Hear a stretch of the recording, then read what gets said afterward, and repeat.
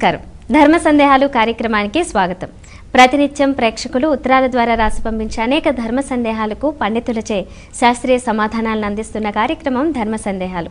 ఈనాటి ధర్మ సందేహాలు కార్యక్రమంలో ప్రేక్షకుల సందేహాలను నివృత్తి చేయడానికి మనతో పాటుగా ఆధ్యాత్మిక యాత్రికులు డాక్టర్ కాకునూరి సూర్యనారాయణమూర్తి గారు ఉన్నారు. వారిని అడిగి అనేక సందేహాలని నివృత్తి చేసుకుందాం. నమస్కారం అండి. నమస్కారం అమ్మా. గురుగారు, మొదటిగా సందేహాన్ని చూద్దామండి. బెంగళూరు నుంచి పద్మ గారు రాస్తున్నారు. ఉదయం తీరిక లేక దేవుని పూజ చేసే సమయం ఆలస్యం అవుతోంది, ఇది సమంజసమేనా తెలియచేయగలరంటూ కోరుతున్నారు. తీరిక లేక పూజ చేయడం ఆలస్యం అవుతుంది, సమంజసమేనా అని అడుగుతున్నారంటే సమంజసం కాదు అని మీ మనసులో ఎక్కడో సమాధానం ఉంది. ఊరికే మిమ్మల్ని అడుగుతున్నారు. ఈ ప్రశ్న అడిగే ముందు ఒక్కసారి మిమ్మల్ని మీరే ప్రశ్నించుకోండి. పూజ ఎవరి కోసం చేస్తున్నారు? ఎవరు చేయమని చేస్తున్నారు? పూజ ఎందుకొరకు? పూజ అంటే ఏమిటి? 4 ప్రశ్నలు వేసుకుంటే సమంజసం అవునా కాదా మీరే చెబుతారు. పూజ ఎవరి కోసం చేస్తున్నారు? మీకోసమే కదా. పూజ ఏ విధంగా చేస్తున్నారు? తోచినట్లుగా చేస్తున్నారు. పూజ అంటే ఏమిటి? ధ్యానం చేయడం. చేసినందువల్ల ఏం ప్రయోజనం? ఆనందం లభిస్తుంది.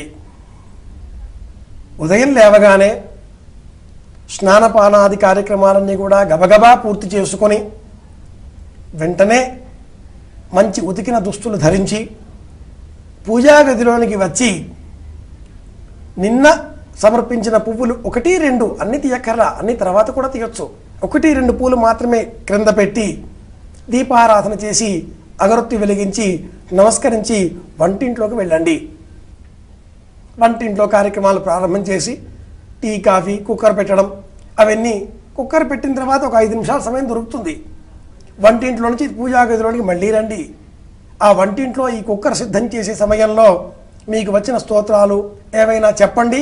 లేని పక్షంలో దూరవాణి లేదా టేప్ రికార్డరు ఏదైనా యాంత్రిక సాధనాలు వాటితో విష్ణు సహస్రనామం కానీ లలితా సహస్రం కానీ స్తోత్ర పాఠాలు కానీ ఏమైనా వింటూ ఉండండి. ఒక ప్రశాంతమైన వాతావరణం ఇంట్లో అలుముకుంటుంది. దీపారాధన అగరొత్తి చేసిన పిమ్మట వంటింట్లోకి వెళ్ళి ఇవన్నీ ఏర్పాటు చేసుకొని స్తోత్ర పాఠాలు వింటూ తిరిగి పూజాగదిలోనికి వచ్చి మిగిలిన నిర్మాల్యం పువ్వులు కూడా తీసేసి కొత్త పువ్వులు పెట్టి రోజు ఏవైనా విగ్రహాలు మూర్తులు ఉంటే కడిగే తీరిక ఉంటే కడగండి. లేని పక్షంలో కూడా ఏం పర్వాలేదు. సమయం అభావం. పువ్వులు పెట్టండి. చిన్న పళ్ళెంలో మిశ్రి, పళ్ళు, తేనె, నైవేద్యం పెట్టండి. నమస్కరించండి. మళ్ళీ వంటింట్లోకి వెళ్ళండి.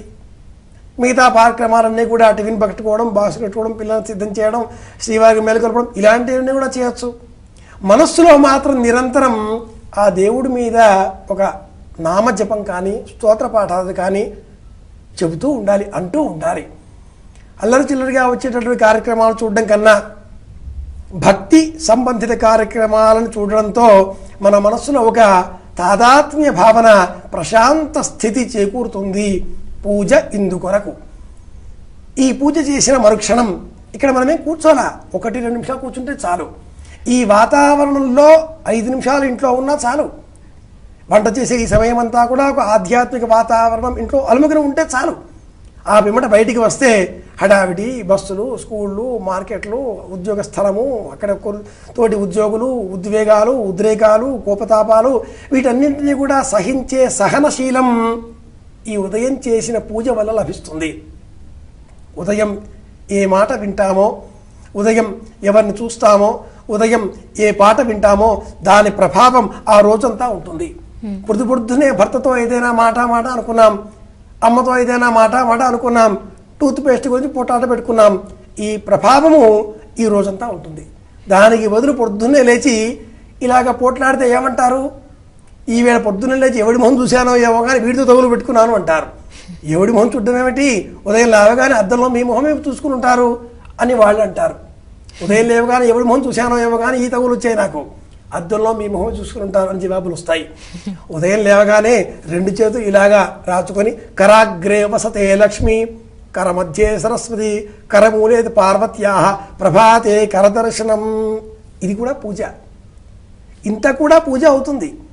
పాత పువ్వులు తీసేసి కొత్త పువ్వులు పెట్టడం ఉంటే, లేని పక్షంలో దీపారాధన, అగరొత్తి వెలిగించి నమస్కారం చేసుకోవడం, ప్రశాంతంగా గంధం బొట్టు నుదుటన పెట్టుకోవడం, కుంకుమ గంధం కాసింత రాచుకోవడం, అగరొత్తి వెలిగించడం, ఏవైనా పాటలు స్తోత్రాలు వినడం, ఈ 3 చేస్తే చాలు. బొట్టు, వినడం, అగరొత్తులు, దీపం, ఇంత చాలు పూజ. వారంలో సెలవు దినం రోజున మిగతా అంతా శుభ్రం చేసుకోవచ్చును. చక్కగా అరగంట సేపు తీరిగ్గా చేసుకోవచ్చును. సమయం లేని వాళ్ళ గురించే ఈ సూక్ష్మమైన మార్గం. సమయం ఉంటే తప్పకుండా పూజ చెయ్యాలి. 12 అవుతుంది, 1 గంట అవుతుంది, మనకు బద్ధకం అని చెప్పుకోవాలి, మనకు నిర్లక్ష్యం అని చెప్పుకోవాలి. అన్నిటికంటే కూడా తొలుత చేయవలసింది పూజ. మన మనస్సు ప్రశాంతంగా ఉంటే చేసే మిగతా అన్ని పనులు కూడా సక్రమంగా నెరవేర్చుకోగలుగుతాం.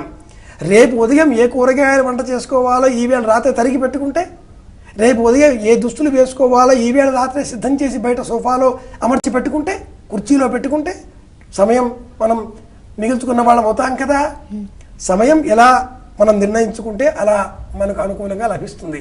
టైం మేనేజ్మెంట్ అంటారు ఈ రోజుల్లో, మన చేతుల్లో ఉంటుంది. ప్రైమ్ మినిస్టర్, ప్రధానమంత్రి గారు, వారికి ఎంత సమయం ఉందో 24 గంటలు, మనకు అంతే సమయం. అంతకంటే మనం హడావిడిగా ఉంటామా?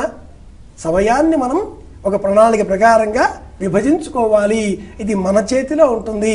మన మనస్సు నియంత్రణలో పెట్టుకోవడం కోసం పూజ తప్పనిసరి ఉదయం పూట చేయాలి.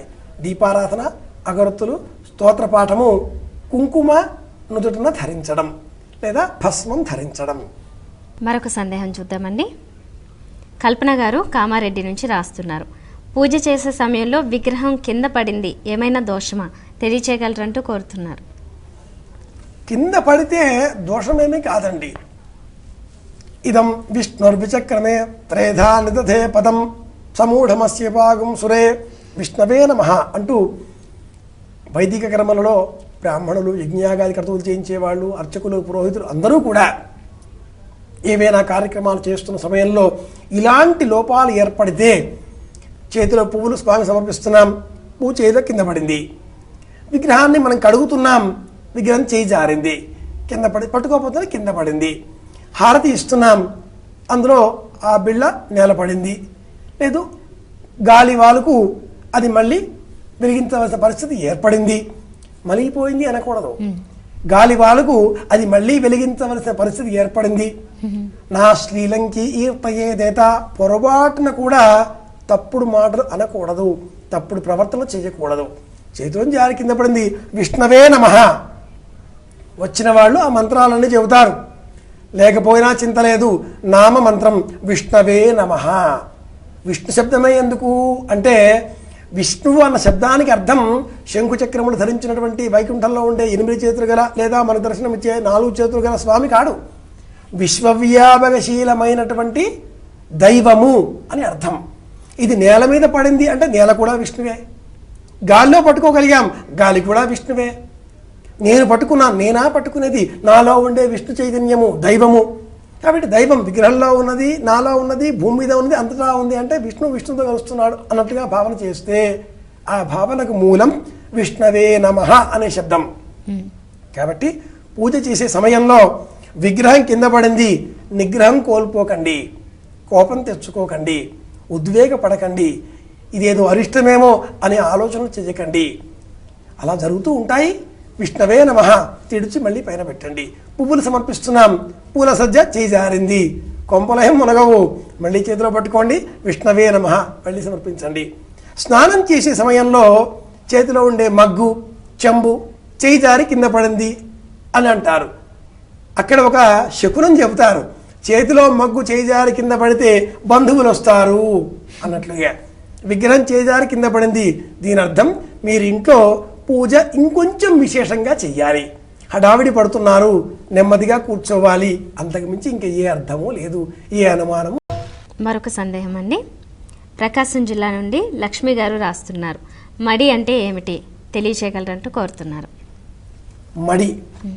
మడి అంటే ఒక నియమితమైనటువంటి స్థలము అని అర్థం, నియమితమైనటువంటి ప్రవర్తన అని కూడా అర్థం. వ్యవసాయం చేసేవాళ్ళు పంట పొలాలలో పొలానికి హద్దులు ఏర్పాటు చేస్తారు. నీటి వాలు చాలును అనుసరించి నీరు ఎలా ప్రవహిస్తుందో, ఎంత మేర ప్రవహిస్తుందో ఆ ప్రవహించే వాలు వేగం గమనించి ఆ పొలంలో కొద్దిపాటి మట్టిని అడ్డుకట్టలుగా వేసి 4 మూలలుగా ఒక హద్దులు నిర్ణయిస్తారు. వాటికి వరి మడులు అని పేరు. హద్దులో ఉన్నటువంటి స్థలానికి వరి మడి అని పేరు. ఒక వ్యక్తి నిత్యము ఉండేటటువంటి వస్త్రభూషణాదులు కాకుండా విశేషమైనటువంటి వస్త్రం ఏదో వేరే కట్టుకున్నాడు. అలా ఆ వస్త్రం కట్టుకున్నప్పుడు ఆ వ్యక్తి హద్దులలో ఉన్నాడు అని అర్థం. హద్దులలో ఉన్న వ్యక్తిని మడిలో ఉన్నాడు అంటారు. హద్దులలో ఉన్న వ్యక్తి. ఒక వ్యక్తి మామూలుగా మామూలు దుస్తుల్లోనే ఉంటాడు, కానీ ఎవరిని తాకనివ్వడు. నమస్కారం అండి అంటాడు, దూరంగా ఉంటాడు. ఆ వ్యక్తి ప్రవర్తనతో మనమే కాస్త దూరంగా ఉంటాం. ఎందుకైనా మంచి నమస్కారం చేస్తాం, ఈ షేకింగ్ హ్యాండ్స్ ఇవి ఇవ్వం. ఆ వ్యక్తి మడిలో ఉన్నాడు, నియమంలో ఉన్నాడు అని అర్థం. కాబట్టి మడి అంటే ఏదో పచ్చబట్ట పట్టుకున్నాం, పట్టుబట్ట కట్టుకున్నాం, 15 రోజులో 20 రోజులో నెల రోజులో సంవత్సరమో 2 ఏళ్ళలో దాన్ని ఉతికి వాసన వస్తుంది, కానీ ఇది పట్టుబట్ట. దాన్ని రోజు ముడి వేస్తారు, అక్కడ పెడతారు, మళ్ళీ తీస్తారు, కట్టుకుంటారు, మళ్ళీ ముడి వేస్తారు, అక్కడ పెడతారు ప్రతిరోజు కూడా. ఇలాగైతే అది మడి వస్త్రం కాదు. అగ్నిశుచి వ్రతతమశుచి విప్రశుచి అంటుంది ధర్మం. శుచిత్వము అంటే మనసుకు సంబంధించింది. ఈ మడి కార్పాసమేకరాత్రంచ షట్పటకం పాంచరాత్రకం. కార్పాసము ఉతికి ఆరవేసినటువంటి కాటన్ నూలు వస్త్రము. ఇది మడి ఒక్క రోజుకు ఉపయోగపడుతుంది. ఈ వేళ కట్టినది వస్త్రము రేపటికి పనికిరాదు. అలాగే షట్పటకం 6 పాదములతో నడిచేది పట్టుబట్ట, పట్టుపురుగు. ఈ పట్టుపురుగుతో వచ్చింది పట్టుబట్ట, పట్టు వస్త్రం. ఇది 5 రాత్రులు వినియోగించవచ్చును. 6వ రాత్రి దీన్ని మళ్ళీ ఉతకవలసిందే, ఉపయోగపడదు. ధావళి ఉన్ని బొచ్చుతో తయారు చేసింది. అది ఆముకంచ సదా శుచి, ఎల్లప్పుడూ ఉపయోగపడుతుంది, శుచిత్వం కలది అంటారు. ఇటువంటి వస్త్రమును ధరించినప్పుడు శుచిత్వం కలుగుతుంది. నేను ఒక నియమానికి బంధింపబడి ఉన్నాను అనే జాగరూకతతో వ్యక్తి ప్రవర్తించడమే మడి. నేను ఒక ప్రత్యేకమైన నియమానికి బంధింపబడి ఉన్నాను. నా నడక, మాటలు, పద్ధతి అన్నీ కూడా ఒక పద్ధతిలో, ఒక నియమంలో బంధింపబడి ఉన్నాయి. నేను నియమంలో ఉన్నాను అని వ్యవహరించడమే మడి. మడికి ఉండే సూక్ష్మార్థం ఇది. పచ్చి బట్టలు అంటే తడి బట్టలు, తడి చీర కట్టుకోవడాలు, తడి వస్త్రం కట్టుకోవడాలు ఇవి మడి కావు. తడి వస్త్రములు మడిగా ధర్మం అంగీకరించదు. ఆ వస్త్రం కట్టుకోవడానికి ఈ వస్త్రం వదిలిపెట్టి మధ్య దశలో వివస్త్రగా ఉండకూడదు కాబట్టి తడి వస్త్రం కట్టుకుంటున్నాం.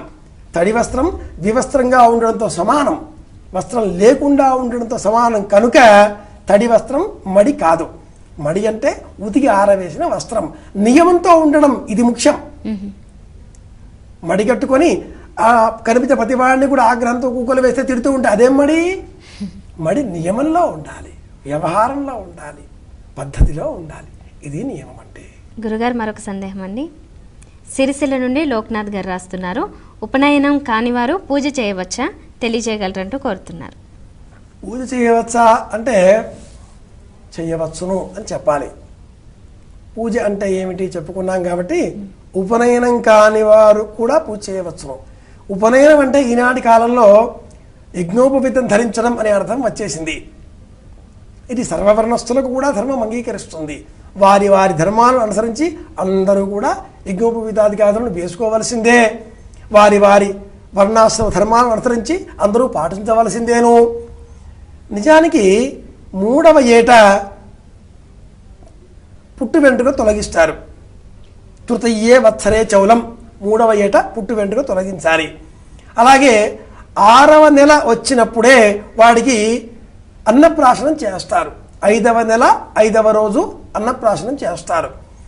అన్నప్రాశనం చేసే సమయంలో కూడా ఆచమనాధికార సిద్ధ్యర్థం అంటుంది సంప్రదాయం. వాడితో ఆచమింపజేసి ఆ పిమ్మట వాడికి అన్నప్రాశనం చేయాలి. వాడు ఆచమనం అంటే ముమ్మారు వాడు పుచ్చుకుంటాడా? 5 నెలల పిల్లవాడు తండ్రి గారు అలాగా వాడి నోటికి తాకిస్తారు. ఆ పిమ్మట వాడికి అన్నప్రాశనం చేస్తారు. ముమ్మార్లు ఆచమనం చేసే అర్హత రావాలి అంటే వాడికి నవతంతు 9 వరుసల దారమును వాడు ధరించి ఉండాలి. దీనికి నవతంతు అని పేరు. అంటే 5వ నెల 5వ రోజుననే మెడలో 9 వరుసల దారం వేస్తారు.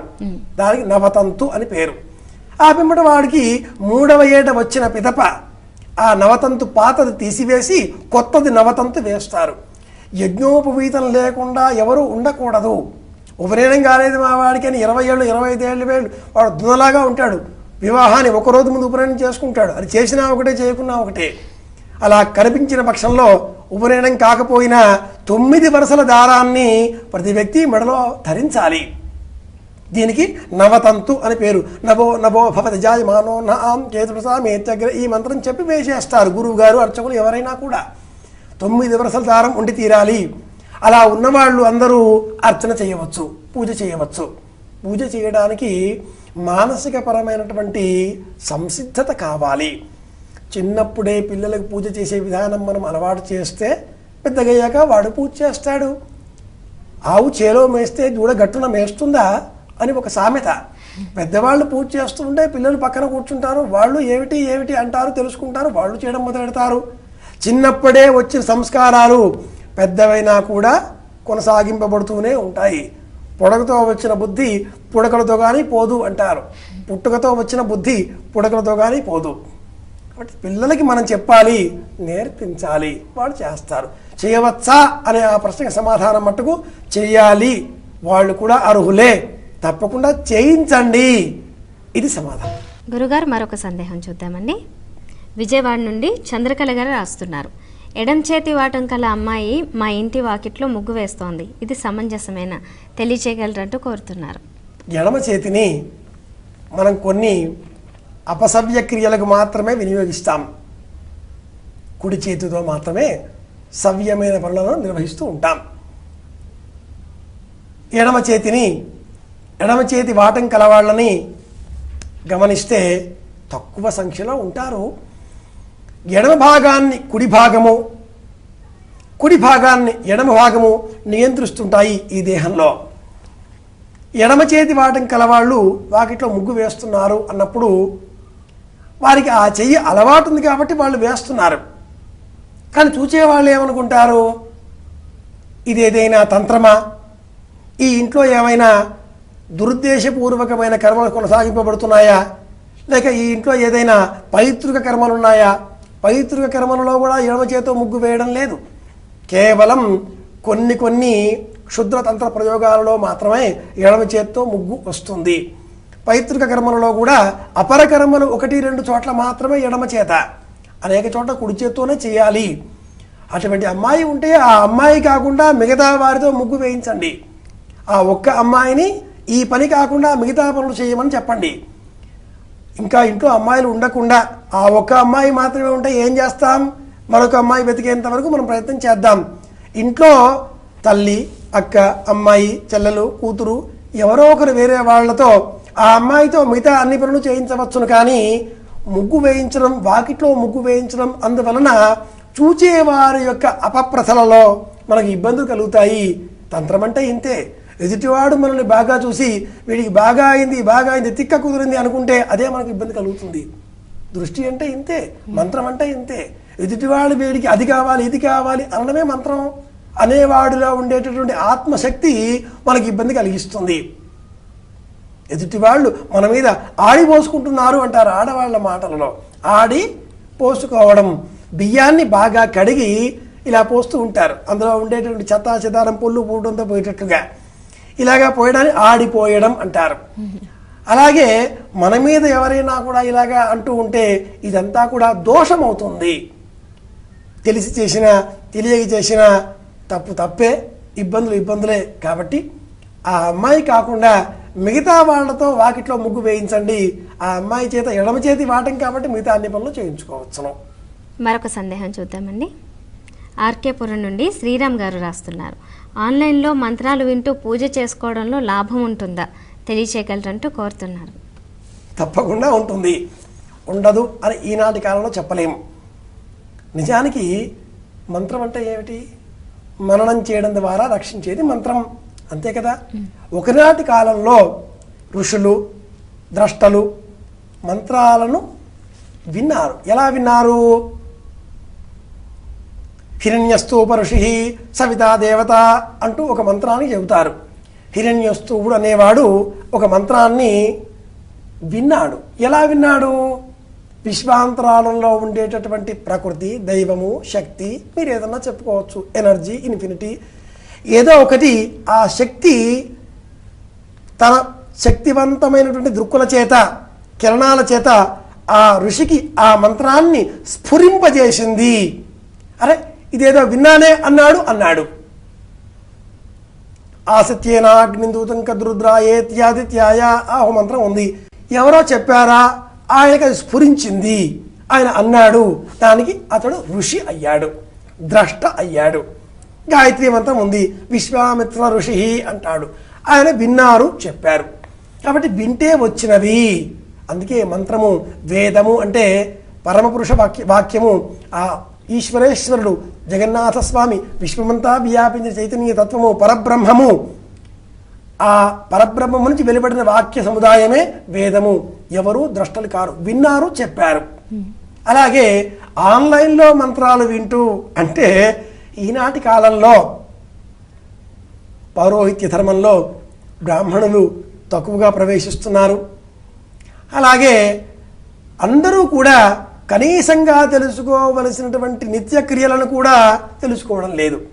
స్తోత్ర పాఠాలు కూడా వినడం లేదు, చెప్పడం లేదు, అనడం లేదు. అలాగా అనగలిగితే ఆన్లైన్ అవసరాలు తప్పుతాయి. తప్పనప్పుడు తప్పు కూడా తప్పు కాదు కొంతవరకు. ఈ విధంగా మనల్ని మనం హెచ్చరించుకొని కొన్ని సందర్భాలలో తప్పనప్పుడు తప్పు కూడా తప్పు కాదు, కృష్ణ పరమాత్మ చెప్పాడు కదా అన్నట్లుగా అన్ని విషయాల్లో అన్ని సందర్భాల్లో కాదు సుమా, తెలుసుకునే ప్రయత్నం చేయాలి. తద్దినం ఏర్పాటు చేస్తున్నాం, బ్రాహ్మడు లేడు, ఆన్లైన్లో మంత్రాలు చెబుతున్నారు, తద్దినం ఏర్పాటు చేస్తున్నాం. తప్పనిసరి ఇలా 1 సంవత్సరం 2 సంవత్సరాలు చేసిన తర్వాత ఆ మంత్రం ఏమిటి పుస్తకం తెచ్చుకుందాం. సంవత్సర కాలం పాటు మన సమయం ఉంది, తెలుసుకునే ప్రయత్నం చేద్దాం. ఈవేళ గత్యంతరం లేదు కాబట్టి ఆన్లైన్లో మంత్రం వింటూ తద్దినం పెట్టేశాం. ఆన్లైన్లో మంత్రం వింటూ సత్యనారాయణ వ్రతం చేసేసుకున్నాం. మళ్ళీ వచ్చే సంవత్సరం ఈ వ్రతం చేద్దాం అనుకునే కాలానికి 1 సంవత్సరం పాటు ఉంటుంది కదా. అప్పుడు ఆ పుస్తకాన్ని ఆలోగా తీసుకువచ్చి ఏమిటి వ్రతం, ఎందుకు చదువుతున్నాను, ఏమిటి శ్రాద్ధం, ఎందుకు చేస్తున్నాను, ఆ మంత్రాలన్నీ కూడా తెలుసుకునే ప్రయత్నం చేద్దాం. మంత్రాలు కాకపోతే శ్లోకాలు, ఇదేమి బ్రహ్మ విద్య కాదు కదా, అభ్యాసం కూసు విద్య. సినిమా పాటలు విని నేర్చుకోగానేది వీటికేమిటి? తప్పకుండా ఆన్లైన్లో వింటే కూడా ఫలితాలు లభిస్తాయి. కానీ ఉంది కదా అవకాశం అనేసి అంతా ఆన్లైన్ మీద పెట్టేస్తే కట్ కాపీ పేస్ట్ మెథడ్ లాగా ఒక సిస్టంలో నుంచి మరొక సిస్టంలోనికి అవి అనువదింపబడతాయి, కానీ ప్రయోజనాన్ని చేకూర్చవు. ఈనాటి కాలంలో కొన్ని వేల వేల వేల వేల పాటలను దూరవాణి సెల్ ఫోన్లో పెట్టుకుంటున్నారు, సిస్టమ్స్లో పెట్టుకుంటున్నారు. ఎన్ని పాటలు వింటారు? 1, 2, 3 ఒక ఆబా ఆశ సంకలనం చేయడమే కనిపిస్తుంది. అలాగే ఆన్లైన్లో కూడా మంత్రాలు వినండి, తెలుసుకునే ప్రయత్నం వెంటనే చెయ్యండి. పూర్తిగా ఆధారపడకండి. ప్రయోజనం అంటారా? తప్పకుండా ఉంటుంది. చాలా సంతోషం అండి. ఇప్పటి వరకు మీ విలువైన సమయాన్ని కేటాయించి మరి చాలామంది ప్రేక్షకులు ఉత్తరాల ద్వారా రాసి పంపించిన అనేక ధర్మ సందేహాలను నివృత్తి చేశారు. ధన్యవాదాలు. నమస్కారం. కృష్ణార్పణం. చూశారు కదండి, ఇది వాళ్ళ ధర్మ సందేహాలు కార్యక్రమం. మరి మీకు కూడా ఏవైనా ఆధ్యాత్మిక సందేహాలు కలిగినట్లయితే ఉత్తరాల ద్వారా రాసి భక్తి టీవీకి పంపించండి. మా చిరునామా ధర్మ సందేహాలు, కేర్ ఆఫ్ భక్తి TV, road number 92, Jubilee hills, Hyderabad 5,96,000. మా ఇమెయిల్ ఐడి bhakti@gmail.com. ఇదండి వాళ్ళ ధర్మ సందేహాలు కార్యక్రమం. మరో చక్కటి కార్యక్రమంలో మళ్ళీ కలుసుకుందాం. అంతవరకు సెలవు. నమస్కారం.